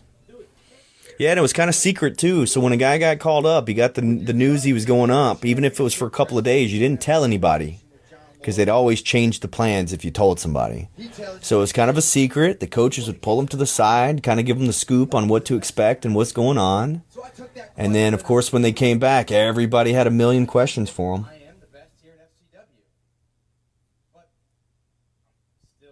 Do I think Finn Balor was mad for going back to NXT? I don't think so. I think those guys are... I mean, I can't imagine he took a pay cut. You know? I don't think he would be upset about it. But maybe he would. I mean, it's very competitive. Internally, just to tell you, I remember Kalen Croft being released. And I was talking to Seth Rollins at the time, and I said, man, can you believe that they let go of Crofty? And he just kind of shrugged his shoulders and said, hey, man, just one other guy out of the way. Basically, you know, he's gone, next guy up. Gives him a better opportunity of getting called up. Which I thought, man, that sucks, but... Trina, I agree. Old school. That's why they have some of their coaches that are kind of old school coaches like Dr. Tom. Was there anyone making ring gear in FCW? You know, that's a good question. I don't think so. I'm not sure where the boys got their ring gear at. But they should have their own seamstress, to be honest with you.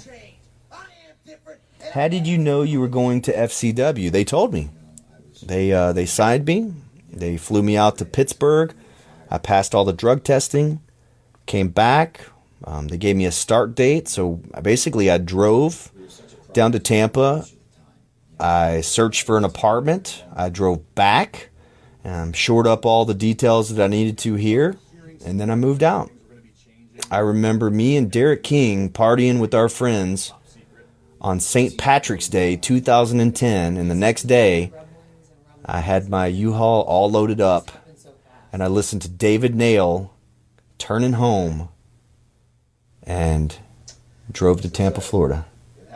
Remember it like it was yesterday. Did Jerry Lawler ever come down to FCW? Yes, Jerry Lawler did come down to FCW. And I remember guys asking me about the King because we would sit there and talk literally for an hour at a time when he was in town.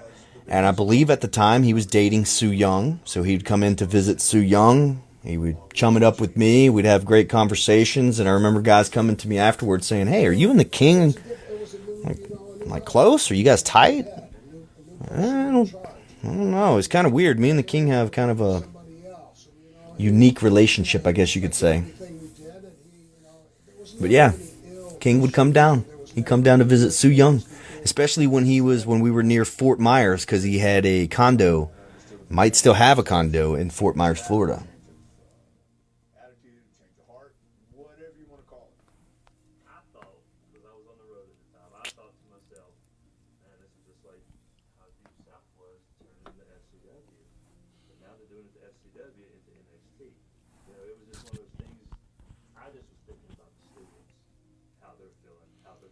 There was actually a beginner's class that was non-contracted WWE guys. So FCW had a training camp for professional wrestlers outside of their WWE developmental deal.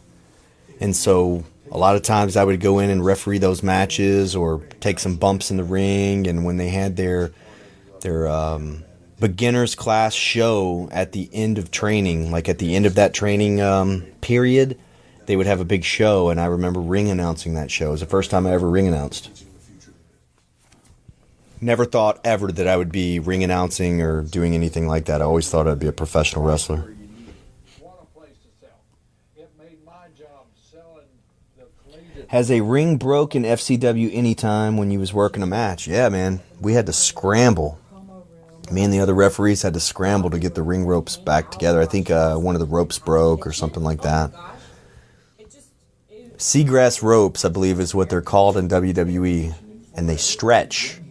And so after several shows or, however long, you'd have to tighten those ropes back up. And eventually you'd have to reclamp the ropes. And it was really tough. I remember this backstage. You could sit there and watch them call all the action and tell them what's going on and give the referees signals. I was telling you earlier about Billy Kidman. He was always in my ear, and he would make jokes. Or Dr. Tom would tell me, that guy's got the hold wrong. Tell that stupid MFer to do this. Take your left arm, put it over his chin. And I would literally be in the ring telling the guy how to apply the hold that he was trying to apply via Dr. Tom Pritchard in my ear. There was one time where I believe it was Billy Kidman that told me to dance. And I was like, didn't do anything. I thought he was joking. He said, "Hey kid," I said, "dance." And I kind of wiggled a little bit. And nobody knows that there's somebody in my ear saying that. He said, "I said dance. That's not dancing." And then I kind of did a little jig or whatever. And the crowd laughed and he laughed in my ear, and that was it. They just want you to, I guess, lighten the mood or whatever. It's pretty crazy. No, the ropes are not steel cables. WCW ropes were steel cables. WWE is seagrass. Big difference in the two. Soft spot in my heart for FCW. They're talking about a soft spot in the heart of that little warehouse FCW. I'll never forget how many wrestlers it took to hang the banners on the trailer outside of the FCW building. Oh, it was brutal. It was so hot. And then you had to get the giants to come out there, these 7-footers. Oh, man, look at this. Wow, it looks so much different. It looked nothing like that. Also, another one of the pain in the butts that we had to do is wheeling in and out those little palm trees. They were so heavy. Titus O'Neil is my guy. I love Titus O'Neil. Every time he's in Memphis, we try to meet up or catch up somehow. Same thing with Big E. I'm texting them. A lot of times I'll tell them what gym or where to eat. Just kind of Memphis stuff. Help them out when they're in town. I was just messaging with Xavier Woods just the other day. They name dropped me on their podcast, which I thought was really cool. Me and Byron Saxton kind of keep in contact every now and then. Great guy. This documentary makes me want to reach back out to Steve Kern. Fred, I remember when I went early NXT show in Largo, Florida. Oh my gosh. Yeah, I remember Largo, Florida. We would love for the crowd to get the heck out of the building so we could take that ring down, Fred. I know you're the one of the guys that would stay around forever, right? It was a sad day in Tampa when I walked into the FCW arena and all the banners were taken down. I think you'd left already. The word about the crowd was that Triple H was moving to Orlando. That's right, Vincent. Yep. Mr. Wagner, you were there, man. You remember it. It was sad. I remember every time a new FCW champion was crowned, they would hang a banner. It was awesome if you had your banner up there. Dr. Gizmore is what I call you, Vincent. Eric Young would lock up with the ref and Impact. Yeah. Enjoying tonight. Gotta go soon. All right, Craig. I appreciate it, man. I would love to come back to Middleton. We can tag up, man. That's all right. Oh, yeah. I'll make you do all the work, though, if we tag up.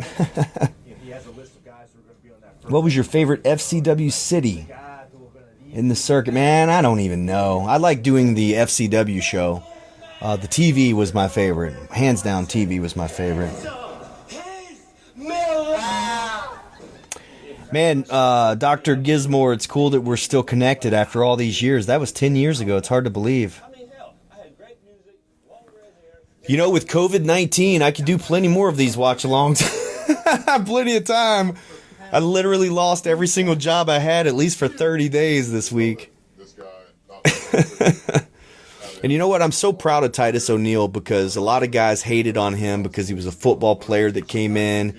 He didn't have a lot of experience. He didn't cut the best promos at first. But man, the guy does so much in the community, so much with fundraising. He is such a good spokesperson for WWE. And I told him that the last time that I saw him, man, that he really showed everybody, you know, the value that he has. Even if he's not inside the ring, his value is just tremendous at WWE.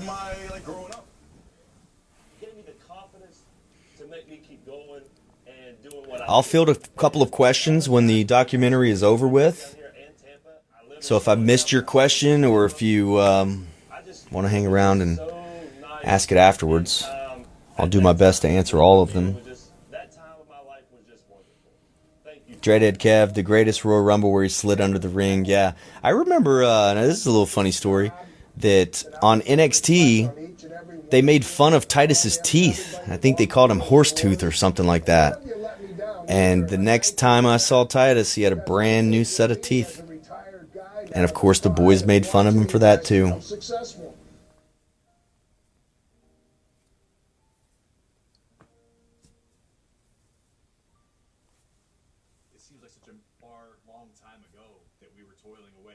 Yeah, it does feel like so long ago. You didn't know if anybody was watching you from the real WWE. It was off Dale Mabry Highway. I'll never forget it, man. Anytime I go back to Tampa, I'll drive by that building. That's for sure. Driving past that stadium to now knowing that we're going to perform in it. I remember one time, Titus O'Neil had Florida Gator colored Nike shoes that he brought to a lot of the boys. And I remember I was really good friends with him. And I said, Titus, brother, hook me up with some shoes. He looks at me. He said, you're from Tennessee. And he was right. I always rooted against the Florida Gators. He wasn't going to give me those shoes because I was from Tennessee. It was awesome.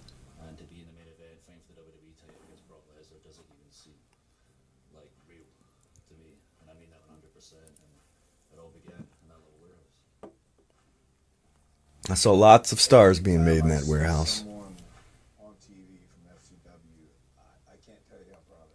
Yeah. Dr. Tom's talking about how proud he is of the guys from FCW and when he sees them on TV. And if you follow Dr. Tom Pritchard on Twitter, you'll see that he does those shout-outs, man. They're like his kids. We are like his kids. I remember Dr. Tom calling me in the office several times and telling me that everybody thought I was an effing a-hole. Get that. They thought I was an effing a-hole because of the way I styled my hair, the way that I dressed, I guess just the way that I carried myself. Oh, I got in a lot of trouble. He had to chop me down.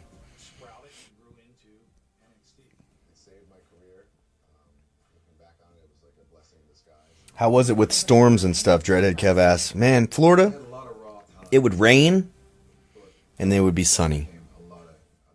Every day you'd have that rain, but then it'd be sunny.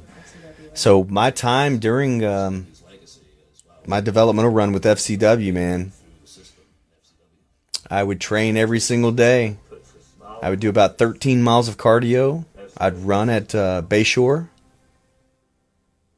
I would lift weights. I would train. Man, that's all I did. Work out, train, go to the beach, go to the pool. Green iguana, maybe.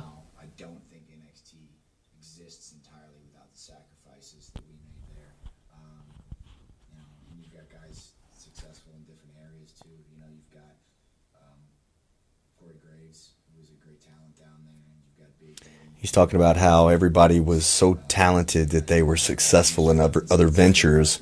And I remember that almost every single person that I met at FCW had been successful in bodybuilding or football or some sort of sport or some sort of business. They love smart guys and smart gals. People that have been successful in other fields of work and sports meant that they had the drive to be successful at WWE. And I remember in the locker rooms at FCW where I learned to carry my food. And I know it sounds silly, but we would carry our food with us, and I learned about meal prep and about a lot about diet and stuff like that. Just by osmosis being with the boys in FCW. I remember that, Seth Rollins. Wow. All right, that was a future WWE, the FCW story.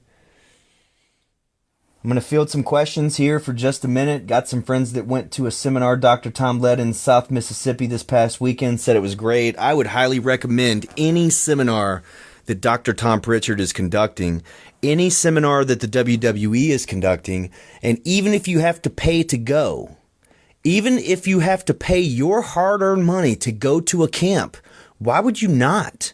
If you're an aspiring professional wrestler, you pay that fee to go be seen in front of the WWE brass. Why would you not?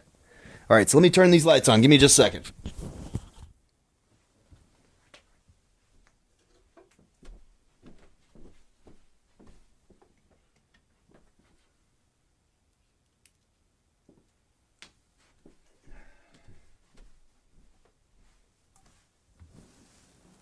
Very cool. That was a lot of fun. I hope you guys had fun too.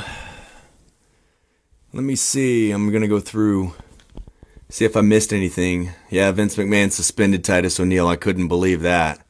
That was funny. I think, did he goose Vince or something on the stage? I remember that. That was funny. Let's see. Thank you, Robert. Thanks for everybody for joining me, man. And if you're watching this and it's not live and you're watching this later on, go ahead and post your questions in the comments and I'll be sure to answer those all throughout the day and throughout the week because I don't have any events, you know. Let's see. Yeah, Dr. Tom Pritchard and Kane, they do run a school out in Knoxville. And if you're ever near that area and you're looking to train to be a professional wrestler, that's where you need to go. Greatest trainer in wrestling today, for sure. Jonathan Ray, thank you, brother. Chris Downs, I appreciate you for joining us. I'm going to take a couple of more questions. Also, if you think we should do any other watch-alongs, I would love to watch along Championship Wrestling presented by Pro Shingle. That'd be pretty cool. What's one thing you took from FCW you feel you gained the most? I think it's experience. Experience and then the friendships that I got along the way. Guys like Byron Saxton, Titus O'Neil, the list goes on of guys like I could see Joe Hennig and we could make eye contact and we'll remember one another. Raven, who was just on here, Raven Travis Berry, who was on here just a second ago. I met him there. Just so many guys that I met along the way that I keep up with. Dutch, WWE Dutch, Bobby Dutch. You know, he's a guy that we still keep in contact with. Quite a few, but it was the people that I met and the experiences that I had. It was really cool. I'll never forget that. Terrence says he's thinking about being a wrestler. Good luck, brother. You got to be all in. No excuses. You'll lose a lot of jobs trying to be a professional wrestler. Steve Christian, thank you for joining us, man. Plus, definitely looks great on the resume. That's exactly right. So I'll tell you right now, the minute that I came back from WWE, a lot of opportunities opened up. And as you can see, I work a lot in sports. And not to say that was all because of WWE, but the experience that I got when I was at WWE doing everything it was that I did. A lot of stuff that we haven't even talked about, just behind the scenes stuff that you do and you take care of. It's just part of what, you literally do everything. You're the first one in and the last one to leave.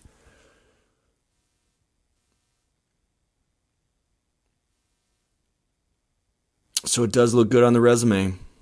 You know, and it's actually something that I keep on the resume, but not something that I really harp on the resume. And the door is always open to go back. Maybe I'll tell that story. So one day I was taking a nap and I got a phone call as I was waking up. Make sure the video, let's see, I'm looking at this, hold on. Yeah, I would love to do a Championship Wrestling watch along. You can't believe I used a camera. Hey, we should totally watch along on Raw. It's going to be without an audience. See you at the bash if it's not canceled. The birthday bash will not be canceled at all. If it is postponed or the date is changed, that's totally out of our hands.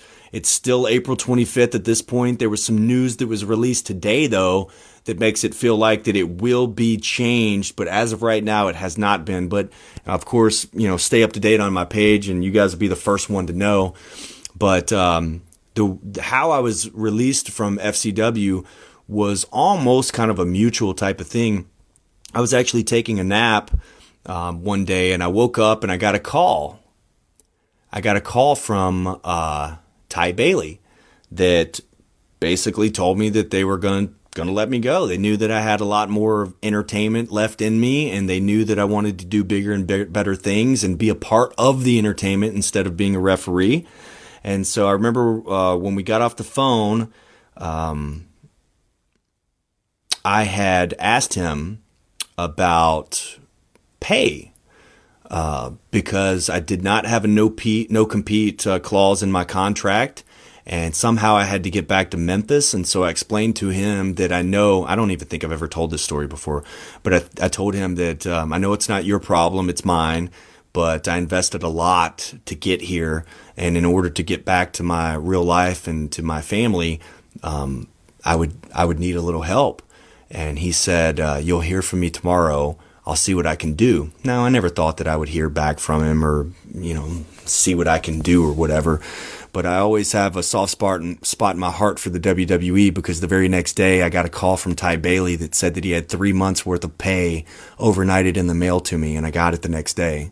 And I thanked him. He was very, very gracious. He did not have to do it, and he helped me get back to Memphis.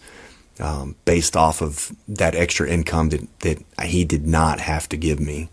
And I remember, after the phone conversation, the first time I got up, I drove right to the arena. Nobody was there.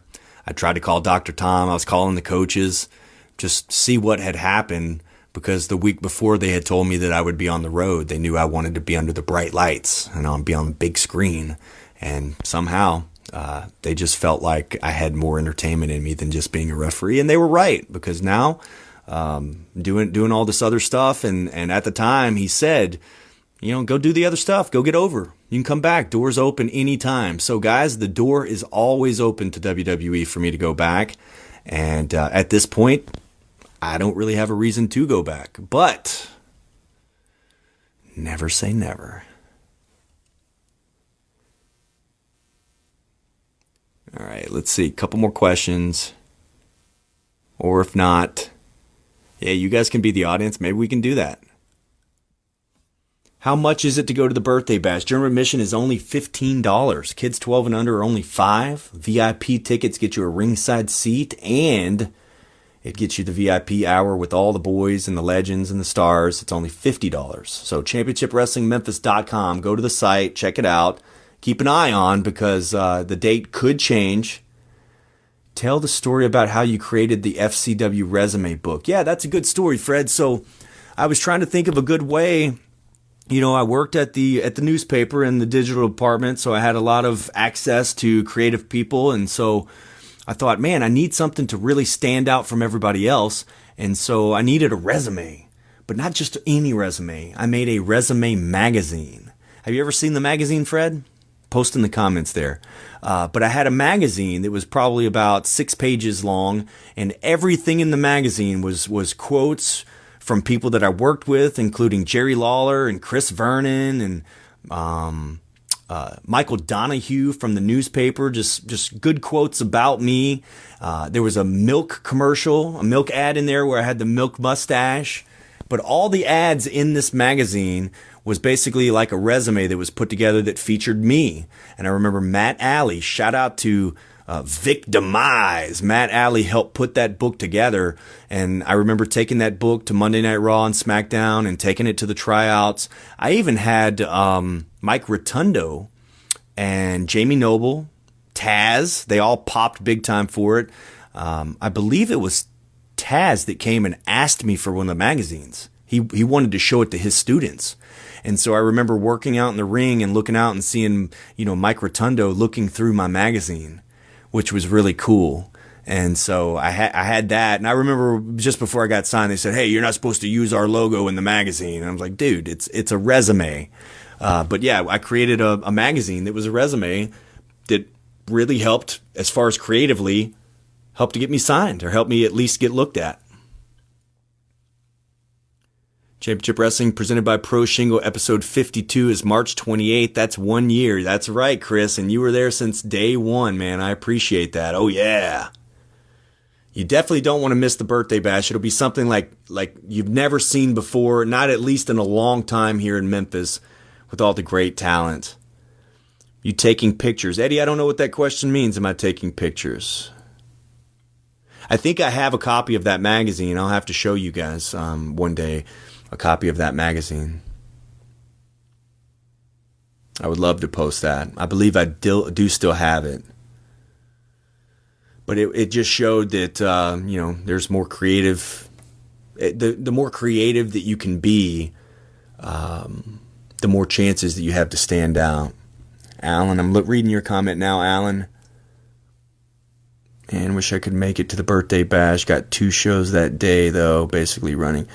Well, that's pretty silly. This show will be much bigger than anything that's ever happened, at least in the last 15 years here in Memphis, Tennessee, Alan. You should definitely be at the birthday bash. Hands down. All right, guys. I'm going to sign off. I've been on here for a minute. We watched the FCW documentary. I hope I was able to provide some cool stories. Anybody that's watching this later and not watching it live, go ahead and post your questions or comments down there in the comment spot, and I'll do my best to answer those, and hopefully we'll do this again. Be on the lookout tomorrow. It's the Championship Wrestling Podcast at noon. Go to YouTube at CW30 Wrestling, or you can go to championshipwrestlingmemphis.com, look at the podcast tab. Brand new episode. I'm going to talk about COVID-19. I'm going to talk about how that's affected myself, my family, Championship Wrestling, how it's affected our TV tapings, how it's affected the birthday bash, which it hasn't just yet, but keep your eyes open. All sorts of good stuff. And I paid a little tribute, not necessarily a tribute, but talked about one of the best wrestling fans that we lost on Saturday. I'm still I hate it. I absolutely hate it that we lost Kevin Conley. I know that he would be on this live chat right now, and I know that he would be at the birthday bash as well, but I expected to go visit my friend Kevin Conley this week, and I'm glad I was able to see him last week because he's not with us anymore. So, Chris, me, and my Maria will definitely get revenge on Ray Rosas, no doubt about it. Good night, everybody. Good night, Steve, Fred, Chris. See ya. Until next time, I'm Dustin Starr, saying so long, everybody. Hey, I want to thank you for listening and thank Dustin for letting us rip that audio. Here's what I want you to do. Next Wednesday, that's right, next Wednesday on Shootin The Shiznit, we will have Dustin 5-star. If you have any more questions about FCW, just give me a DM on Twitter or Facebook. Hey fans, Dustin and Maria here, and we regret to inform you that all events scheduled at AutoZone Park have been postponed until further notice.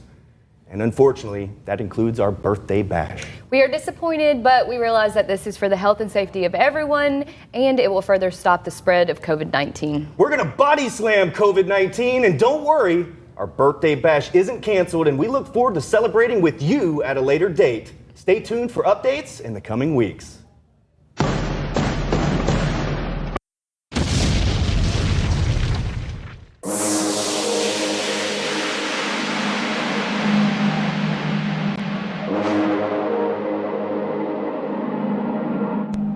Rumble in the Bluff. That's right, American Hostile Championship Wrestling returns to Poplar Bluff, Missouri, April 11th, 7:30 p.m. at the Knights of Columbus, 2280 Grand Avenue.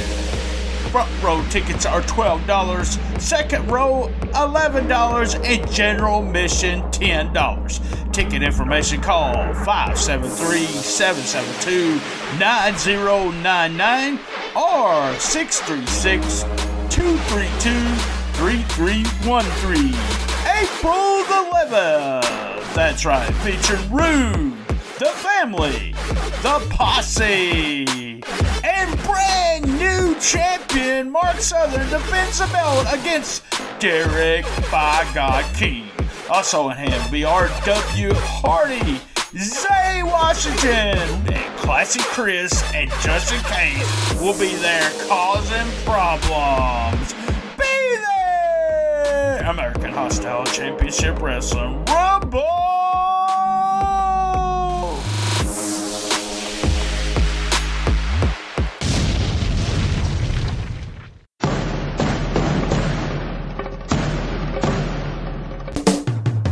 Shootin The Shiznit is sponsored by SpunkLube.com. SpunkLube is an award-winning personal lubricant that's fun. SpunkLube is available in 4 varieties: hybrid, pure silicone, natural, and pink. Place your order today at SpunkLube.com and tell them Shootin The Shiznit sent you.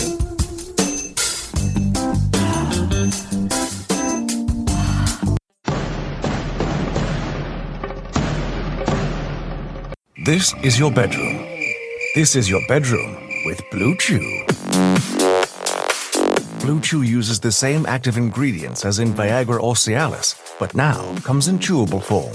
Chewable means better, cheaper, and works faster than pills. I've tried Cialis, I've tried Viagra. Blue Chew works the best. It's a fraction of the cost. Blue Chew has definitely gotten the job done. No in-person doctor visit, no waiting in line, no more awkwardness. Blue Chew allowed me to have more sexual freedom because it kicked in and worked faster. Ordering Blue Chew is an absolute no-brainer for any man. Blue Chew makes my girlfriend, want to put up with me in bed. I felt like I did when I didn't have ED.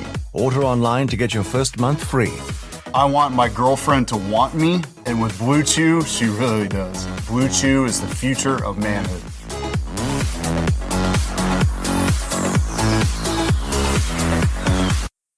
That's BLUE chew.com. Promo STS, and you get to try it for free. Wow. I hear you. I hear you. Wow.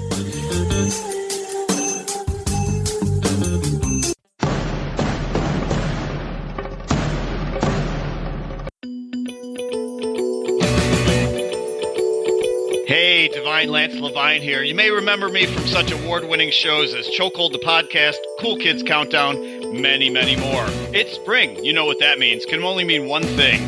Tournament of Junk. The 11th annual Tournament of Junk, the TOJ. Hey, there's no March Madness. There's no baseball. There's no NBA.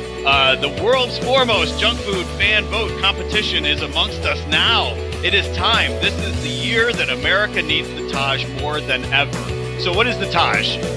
You've never heard of this. What is this? Every night from March 17th till April 6th, matchups are revealed. And it is just like the NCAA brackets. We have 4 regions. This year it is serial killers, cheesed off, concession stands, and ice cream antisocial. So you vote nightly, and it whittles down NCAA style until a winner is crowned. So over the years, this is the 11th annual. We've had such winners, such notable winners as Doritos, Reese's Peanut Butter Cups, Wendy's, Bacon, which won back-to-back years, and many others. So every night on my Twitter, it's at ChocolatierLL. Yes, it's an inside joke. That is CHOCOLATIERLL. Also on my Facebook, Lance Levine, LEVINE. You'll find it in Cool Kids, you'll find it in SCL, you'll find it in that whatever group. Unless they're doing a Ronnie Garvin retrospective watch-along or something, you can vote there. Also, the old-fashioned way, my email, lanlevi7@aol.com. You can vote nightly, and again, it runs for about 3 weeks, and a winner is crowned on April 7th. And don't forget, there is a grand prize. Every year, somebody wins a $50 TOJ junk food care package and a specially designed t-shirt from our sponsor, KT Does Art, commemorating that this is the 11th annual shindig. So $50 worth of junk food in your pockets, and somebody will be drawn at random based on how many votes you get in. So the more votes you get in on a daily basis, the more ping pong balls you get, and somebody is drawn at random to win the prize. So do your civic duty, vote today in the TOJ, and let's make this one the biggest one ever, and say it with me, celebrate Munch Madness.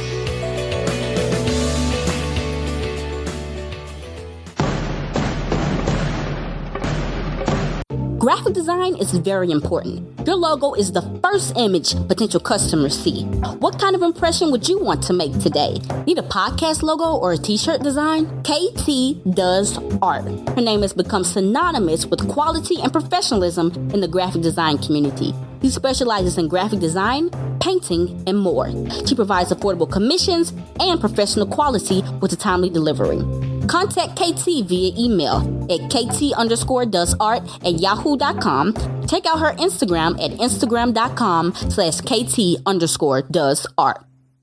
That was another great episode of Shootin' The Shiznit. Looking for contestants for Who Wants to Be the Best Shiznitter Ever? That's right, contact me and be a contestant on Who Wants to Be the Best Shiznitter Ever. A big shout out to our sponsors this month. Also, remember, we have a Patreon for only $1. That's patreon.com, Shootin' The Shiznit without the G. A special thanks to Bob McGee at Pro Wrestling's Between the Sheets, Gene Jackson at locals2legends.com, and Sean Garmer at Wrestling to Max website. You can reach me on Comic Book Mark BT on Twitter, at BT Shootin' The Shiznit on Instagram.